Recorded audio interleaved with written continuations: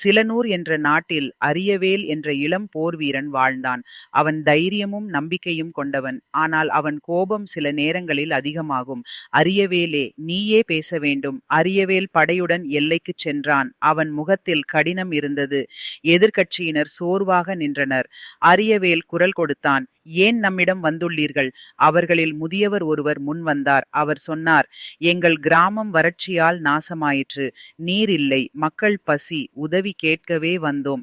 அந்த வார்த்தைகள் அரியவேலின் இதயத்தை தொட்டன. அவன் படைகளை அழைத்து அவர்களுக்கு தண்ணீர், உணவு அளிக்கச் சொன்னான். எதிர்க்கட்சியினர் வியந்தனர். நன்றி கண்ணீருடன் உணவு எடுத்தனர். அரியவேல் அவர்கள் நிலையை பார்த்து சொன்னான், நீங்கள் எங்களை தாக்க வரவில்லை, உதவி கேட்க வந்துள்ளீர்கள். அவன் தனது வீரர்களை நோக்கி கூறினான், பசியை ஆயுதமாக நினைக்காதீர்கள்.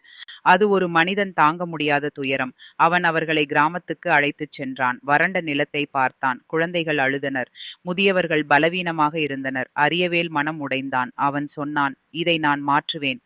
அவன் சென்று மன்னனிடம் அனைத்தையும் கூறினான். மன்னன் உடனடியாக உதவி உத்தரவிட்டார். அடுத்த மாதத்திலேயே புதிய கிணறு தோண்டப்பட்டது. கிராமத்தில் நீர் வந்தது. வாழ்க்கை மீண்டும் எழுந்தது. மக்கள் அரியவேலை அணைத்தனர். அவரை உண்மை வென்ற வீரன் என்று அழைத்தனர். அரியவேல் சிரித்தான். அவன் சொன்னான், வெற்றி என்பது சண்டையில் இல்லை, வாழ்க்கையை காப்பதில் உள்ளது.